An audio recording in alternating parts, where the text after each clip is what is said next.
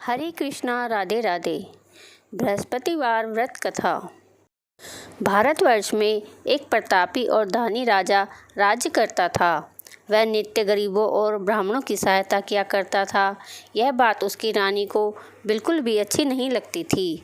वह न ही गरीबों को दान देती और न ही किसी देवता का पूजन किया करती थी और राजा से भी ऐसा करने को मना करती थी।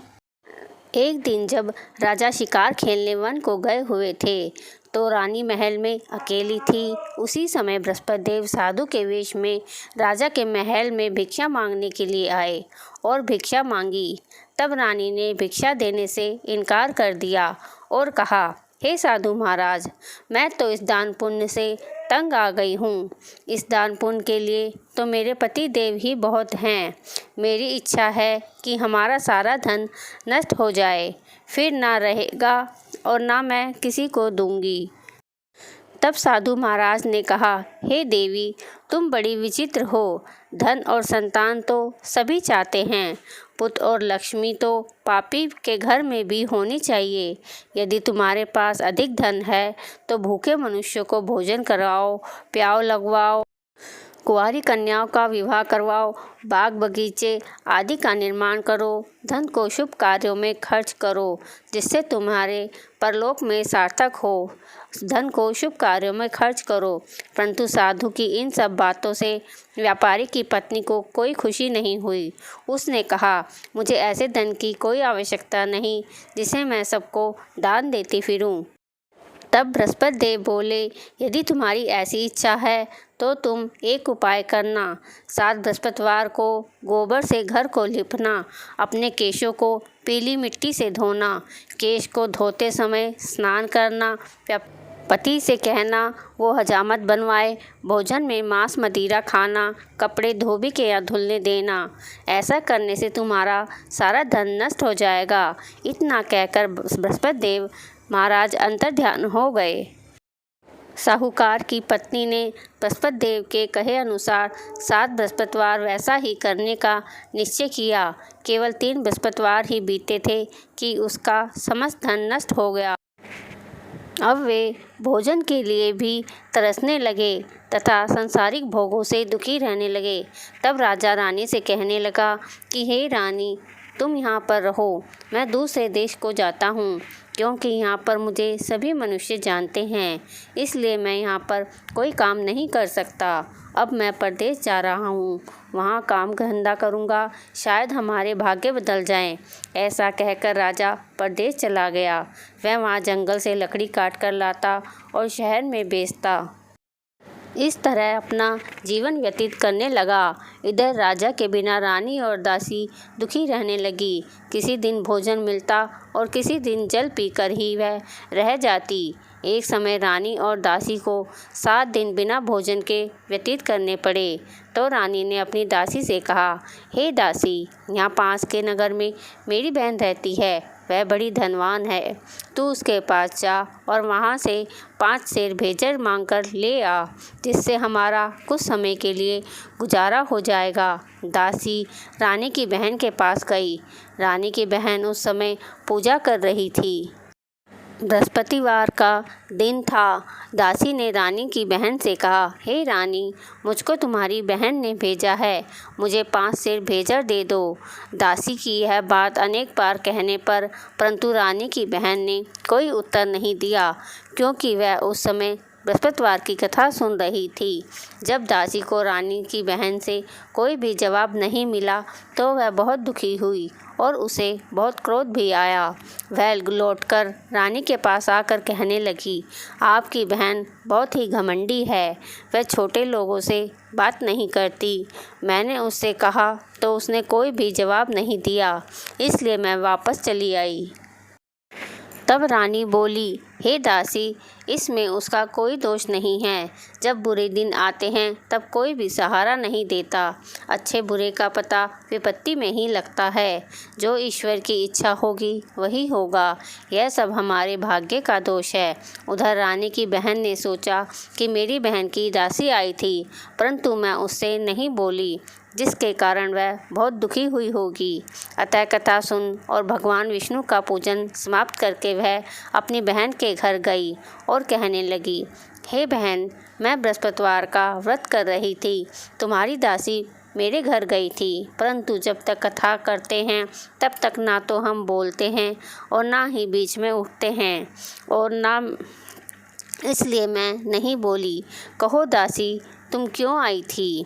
रानी बोली, बहन, हमारे घर पर अनाज नहीं था। वैसे तो तुमसे कोई भी बात नहीं छिपी है, इस कारण मैंने दासी को तुम्हारे पास 5 सेर भेजर लेने के लिए भेजा था।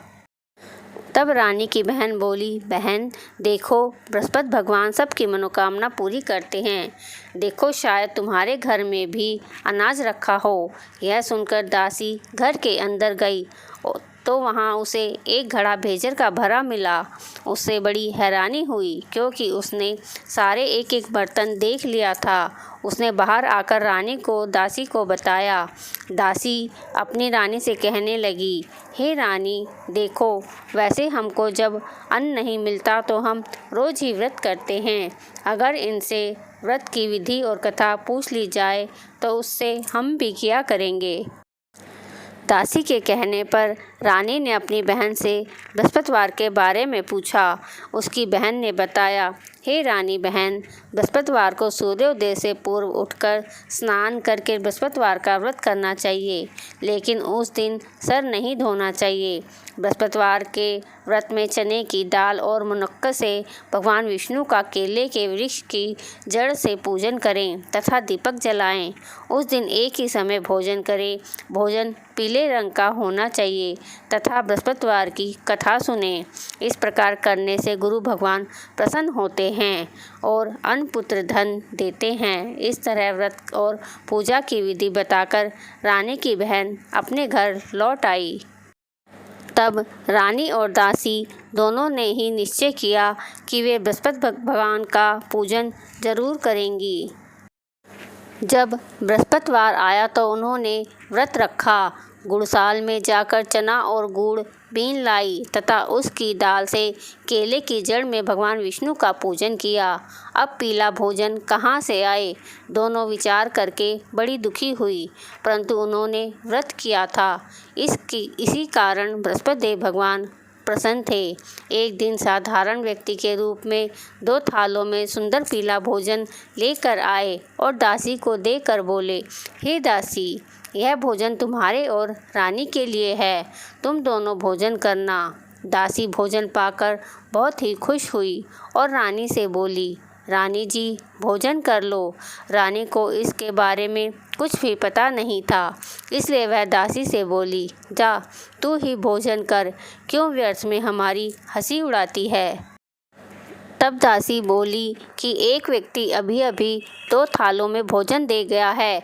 रानी कहने लगी, वह भोजन तेरे लिए ही दे के गया है, तू ही भोजन कर। दासी ने कहा, वह व्यक्ति हम दोनों के लिए भोजन 2 थालों में देकर गया है, इसलिए मैं और आप दोनों ही साथ साथ भोजन करेंगी। फिर दोनों ने गुरु भगवान को नमस्कार करके भोजन प्रारंभ किया।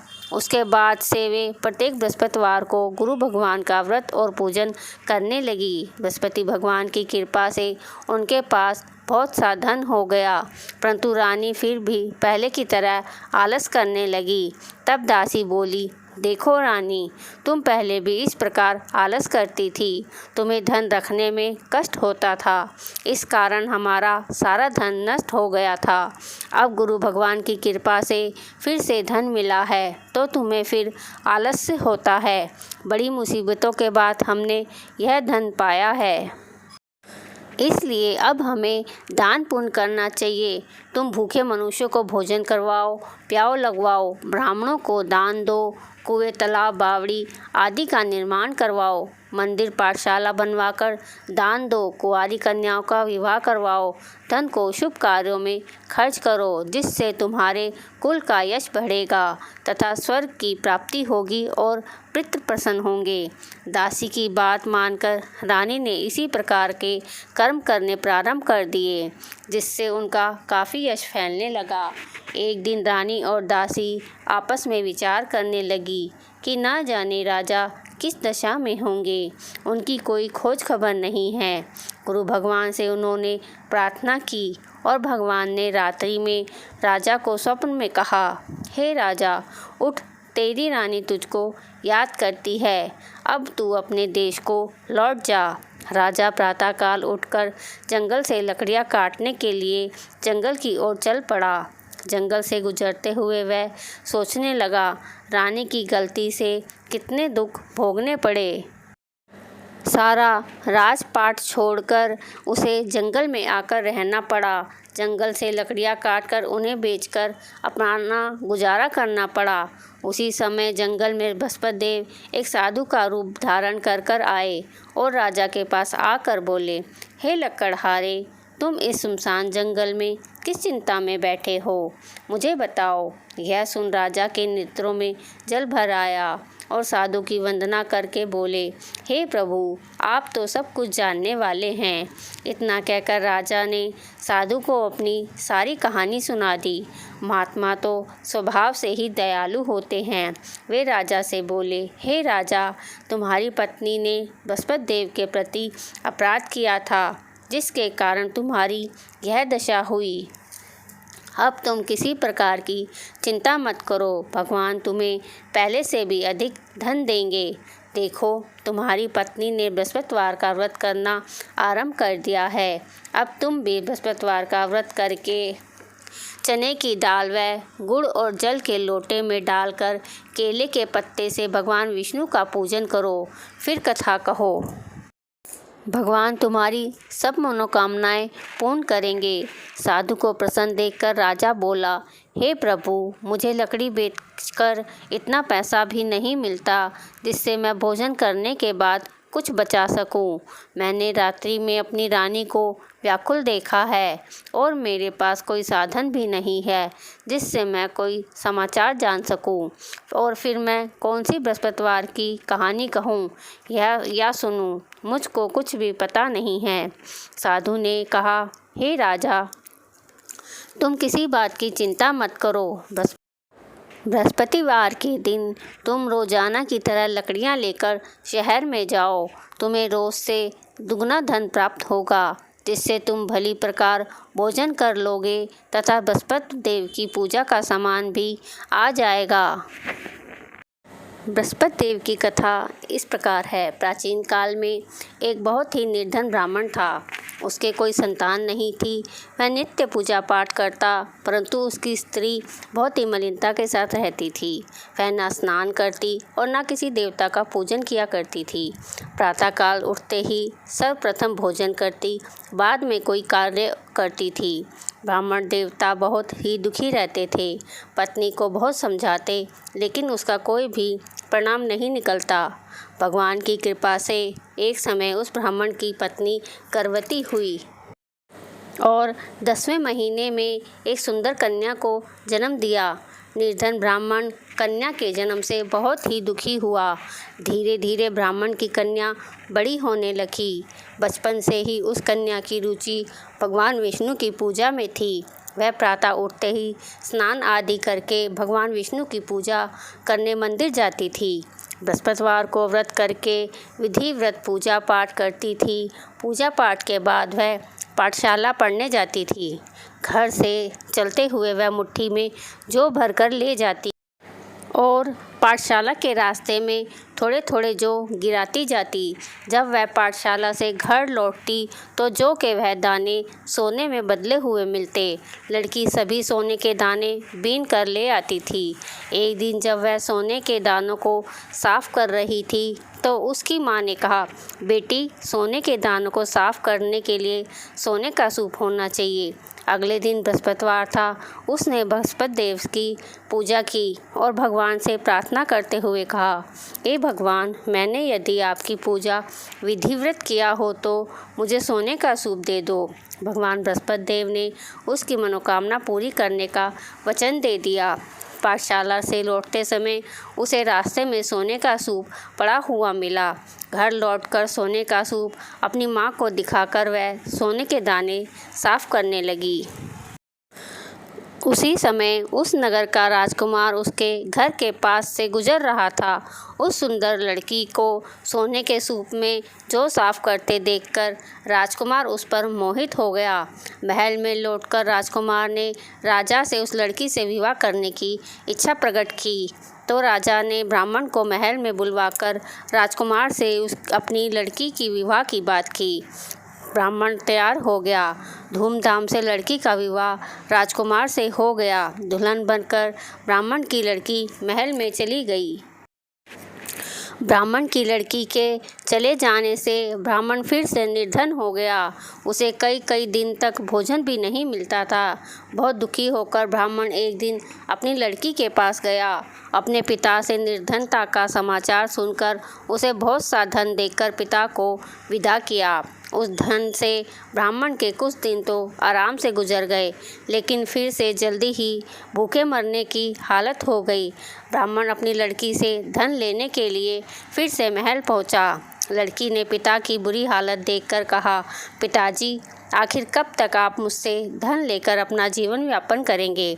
आप कोई ऐसा उपाय क्यों नहीं करते जिससे आपका घर धन संपत्ति से भर जाए? तब ब्राह्मण ने कहा, मैंने तेरी माँ को बहुत समझा लिया, पर उसकी समझ में कुछ भी नहीं आता। उसका फूलपन नष्ट हो तो घर की निर्धनता भी जरूर दूर हो जाए। जब कुछ सोचकर लड़की ने अपने पिताजी से कहा, पिताजी, आप कुछ दिनों के लिए माँ को मेरे पास छोड़ जाओ। तब कुछ सोचकर ब्राह्मण की पत्नी को लड़की के पास महल में छोड़ आया। लड़की ने अपनी माँ से कहा, माँ, तुम प्रातः काल उठकर स्नान आदि करके भगवान बृहस्पति देव की पूजा अवश्य करना। पूजा करने से तुम्हारी निर्धनता अवश्य ही दूर हो जाएगी। लेकिन उसकी माँ ने उसकी कोई भी बात नहीं मानी। तब क्रोधित होकर लड़की ने अपनी माँ को एक कक्ष में बंद कर दिया। सूर्य उदय के समय माँ को उठाकर जबरदस्ती उसे स्नान कराया और फिर मंदिर ले जाकर भगवान बृहस्पति देव की पूजा कराई। कुछ दिनों तक ऐसा करने से माँ की बुद्धि में परिवर्तन हुआ और वह स्वयं बृहस्पतिवार का व्रत रखने लगी। उसके व्रत रखने से ब्राह्मण के घर में भगवान विष्णु की कृपा से धन की वर्षा होने लगी। दोनों पति पत्नी धन संपत्ति पाकर आनंद पूर्वक जीवन व्यापन करते हुए विष्णु धाम को चले गए। लकड़हारा बने राजा ने उन साधु से भगवान बृहस्पति देव की यह कथा सुनकर बृहस्पतिवार का व्रत करके भगवान विष्णु की पूजा की। उस दिन से उसके सभी क्लेश दूर हो गए। लेकिन लगड़े बृहस्पतिवार को कामकाज में अधिक व्यस्त होने के कारण उसने बृहस्पति देव जी का व्रत नहीं किया। भगवान बृहस्पति देव लकड़हारे से क्रोधित हो गए और उसे भूल की सजा दी। उस नगर के राजा ने नगर में घोषणा करके सबको सूचित किया, प्रत्येक नागरिक मेरे महल में भोजन करने आए। जो नहीं आएगा उसे अपराधी मानकर भारी दंड दिया जाएगा। लकड़हारे बने राजा ने उस नगर के राजा की घोषणा तो सुनी, लेकिन जंगल से लकड़ी काटकर लाने और उन्हें बेचने में देर हो जाने के कारण वह समय पर महल में भोजन करने के लिए नहीं जा सका। अतः राजा के सैनिक लकड़हारे को पकड़कर महल में ले गए। राजा ने उसे महल के एक कक्ष में बैठाकर भोजन कराया। उस कक्ष में एक खूंटी पर रानी का सोने का हार टंगा हुआ था। लकड़हारा अकेला उस कक्ष में भोजन कर रहा था। तभी उसने एक आश्चर्यजनक घटना देखी। देखते ही देखते वह खूंटी हार को निगल गई। थोड़ी ही देर बाद राजा ने हार को गायब देखा तो लकड़हारे को कारावास में डलवा दिया। तब लकड़हारा मन ही मन अपने भाग्य को कोसने लगा। तभी उसे जंगल में मिले हुए साधु का ध्यान हुआ थोड़ी देर में भगवान बृहस्पति देव सन्यासी रूप में उसके सामने प्रकट हुए और कहा, हे लकड़हारे, तूने भगवान बृहस्पति देव की पूजा नहीं की, इसलिए तुम्हें यह कष्ट हुआ है। लेकिन अब तुम किसी प्रकार की चिंता मत करो। बृहस्पतिवार के दिन कारागार के दरवाजे पर तुम्हें कुछ पैसे पड़े हुए मिलेंगे। उन पैसों से तुम भगवान बृहस्पति देव का व्रत करके उनकी पूजा करो तो तुम्हारे सभी दुख नष्ट हो जाएंगे।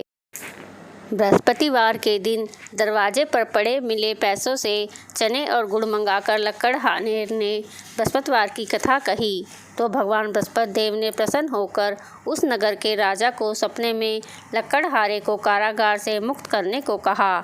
सुबह राजा ने अपने कक्ष में आकर देखा तो खूंटी पर रानी का हार टंगा हुआ था। राजा ने लकड़हारे को मुक्त कर दिया और उसे धन और आभूषण देकर विदा किया। लकड़हारा बना राजा उस नगर से चलकर अपने नगर में पहुंचा तो उस नगर में कुएं, धर्मशालाएं, बाग बगीचे देखकर वह बहुत ही प्रसन्न हुआ। राजा ने किसी से पूछा कि ये कुएं और धर्मशालाएं किसने बनवाए हैं। तब सब ने बताया कि ये सब रानी और दासी ने बनवाए हैं। राजा महल में पहुंचा तो रानी ने राजा का भव्य स्वागत किया। तब राजा ने निश्चय किया कि सप्ताह में एक बार तो सभी बृहस्पति देव का व्रत तथा पूजा करते हैं, परंतु मैं प्रतिदिन व्रत किया करूँगा और दिन में 3 बार कथा कहा करूँगा। अब राजा हर समय दुपट्टे में चने की दाल बांधे रहता था तथा दिन में 3 बार बृहस्पति देव की कथा कहता। कुछ दिन के बाद राजा को अपनी बहन की याद आई। एक दिन घोड़े पर सवार होकर राजा अपनी बहन से मिलने चलने दिया। अभी राजा नगर के बाहर पहुंचा था कि उसे कुछ लोग एक शव को ले जाते हुए दिखाई दिए। राजा को स्मरण हो आया कि आज उसने किसी को बृहस्पति देव की कथा नहीं सुनाई है। राजा ने उन लोगों को रोक कर कहा, आप शव को ले जाने से पहले मुझसे बृहस्पतिवार की कथा सुन लो। लोगों ने राजा पर क्रोधित होते हुए कहा, तुम पागल तो नहीं हो? लेकिन कुछ बड़े बूढ़ों ने कहा, ठीक है, तुम चलते चलते अपनी कथा सुना दो, हम तुम्हारी कथा भी सुनेंगे। राजा ने चलते हुए आधी कथा ही सुनाई थी कि शव हिलने लगा। राजा की कथा पूरी सुनते ही शव उठकर बैठ गया। सब लोग हैरानी से राजा को देखने लगे। अगले बृहस्पतिवार से भगवान बृहस्पति देव का व्रत व कथा सुनने का निश्चय कर लिया। अब घोड़े पर सवार राजा चलते हुए एक किसान के खेत में पहुंचा। किसान खेत में हल चला रहा था। राजा ने कहा, अरे भाई, मुझसे बृहस्पतिवार की कथा सुन लो। किसान झुंझला कर बोला, अरे भाई, देख नहीं रहे, जितनी देर में मैं तुम्हारी कथा सुनूंगा उतनी देर में तो मैं पूरा खेत में हल चला लूँगा। राजा निराश होकर चलने लगा। तभी किसान के बैल लड़खड़ाकर जमीन पर जा गिरे और किसान के पेट में जोर से दर्द होने लगा। किसान की पत्नी जब खाना लेकर आई तो उसने किसान से इस बारे में पूछा। किसान ने घुड़सवार की पूरी कहानी सुनाई। किसान की पत्नी दौड़ती हुई राजा के पास जाकर बोली, भाई, मैं तुम्हारी कथा सुनूंगी, तुम अपनी कथा मेरे खेत पर चलकर कहना। राजा ने खेत पर पहुंचकर बृहस्पति देव की कथा सुनाई। तभी बैल उठकर खड़े हो गए और किसान के पेट का दर्द भी ठीक हो गया। राजा अपनी बहन के घर पहुंचा तो उसकी बहुत ही आवभगत हुई। अगले दिन सुबह उठकर राजा ने देखा घर के सभी लोग भोजन कर रहे हैं। किसी भूखे व्यक्ति को बृहस्पतिवार की कथा सुनाए बिना राजा भोजन नहीं करता था। उसने अपनी बहन से कहा, बहन, क्या घर में कोई ऐसा व्यक्ति है जिसने अभी तक भोजन ना किया हो? उसकी बहन बोली, भैया, हमारे घर में तो क्या, आपको पूरे नगर में ऐसा कोई व्यक्ति नहीं मिलेगा जिसने सुबह सुबह भोजन नहीं किया हो। तब राजा ने बहन के घर से निकलकर उस नगर में बिना भोजन किए हुए व्यक्ति की तलाश की। एक गरड़िए के घर में उसका बेटा बीमार होने के कारण भूखा था। राजा ने उसको जाकर बृहस्पतिवार की कथा सुनाई। कथा सुनते सुनते गरुड़िए का बीमार बेटा बिल्कुल ठीक हो गया। सबने राजा की बहुत ही प्रशंसा की। एक दिन राजा ने अपनी बहन से कहा, बहन, अब हम अपने घर को जाना चाहते हैं, तुम भी हमारे साथ चलो, कुछ दिन वहाँ रहकर लौट आना। राजा की बहन ने अपनी सास से पूछा तो बहन की सास ने ताना देते हुए कहा, बहू, तुम्हें मायके जाना हो तो अकेली जाना, मेरे पोतों को मत ले जाना। तुम्हारे भाई के कोई भी संतान नहीं है, कहीं तुम्हारी भाभी मेरे पोतों पर कोई जादू टोना ना कर दे। दूसरे कक्ष में बहन की सारी बातें उसका भाई सुन रहा था। राजा दुखी मन से अकेले ही अपने नगर को लौट गया। रानी ने राजा से कहा, आप तो अपनी बहन को साथ लाने की बात कह कर गए थे, फिर अपनी बहन को साथ क्यों नहीं लाए? राजा ने दुखी होते हुए कहा, रानी, हम निसंतान हैं, इसलिए कोई हमारे घर आना पसंद नहीं करता। रानी ने राजा को समझाया, हे प्राणनाथ, हमें बृहस्पति देव ने सब कुछ दिया है, अब भगवान बृहस्पति देव हमें संतान भी अवश्य देंगे। बृहस्पतिवार को विधि व्रत करते हुए राजा रानी ने भगवान बृहस्पति देव से संतान के लिए प्रार्थना की। कुछ दिनों बाद उन्होंने स्वप्न में दर्शन देते हुए कहा, हे राजा, तेरी मनोकामना जरूर पूरी होगी। एक सप्ताह बाद ही रानी गर्भवती हो गई। 10वें महीने रानी ने एक सुंदर पुत्र को जन्म दिया। राजा रानी जीवन व्यापन करते हुए बृहस्पतिवार का व्रत करते रहे। उनके घर में धन की वर्षा होती रही। इस तरह आनंद पूर्वक जीवन व्यापन करते हुए राजा रानी भगवान बृहस्पति देव की कृपा से मोक्ष को प्राप्त करके सीधे वैकुंठ धाम पहुँच गए। बृहस्पतिवार को विधि व्रत करके जो स्त्री पुरुष भगवान विष्णु की पूजा करते हैं, भगवान बृहस्पति देव उनकी सभी मनोकामनाएं पूरी करते हैं। बोलो बृहस्पति देव की जय, विष्णु भगवान की जय। आरती बृहस्पति देव जी की। जय बृहस्पति देवा स्वामी, जय बृहस्पति देवा, छिन छिन भोग लगाऊं, छिन छिन भोग लगाऊं, कंदनी फल मेवा, ओम जय बृहस्पति देवा। तुम पूर्ण परमात्मा, तुम अंतर्यामी, स्वामी तुम अंतर्यामी, जगत पिता जगदीश्वर, जगत पिता जगदीश्वर, तुम सबके स्वामी, ओम जय बृहस्पति देवा। चरणामृत निज निर्मल, सब पातक हरता, स्वामी सब पातक हरता, सकल मनोरथ दायक, कृपा करो भरता, ओम जय बृहस्पति देवा। तन मन धन अर्पण कर, जो जन शरण पड़े, स्वामी जो जन शरण पड़े, प्रभु परगट तब होकर, प्रभु परगट तब होकर, आकर द्वार खड़े, ओम जय बृहस्पति देवा। दीन दयाल दयानिधि, भगवन हितकारी, स्वामी भगवन हितकारी, पाप दोष सब हरता, भव बंधन हारी, ओम जय बृहस्पति देवा। सकल मनोरथ दायक, सब संचय हारी, स्वामी सब संचय हारी, विषय विकार मिटाओ, संतन सुखकारी, ओम जय बृहस्पति देवा।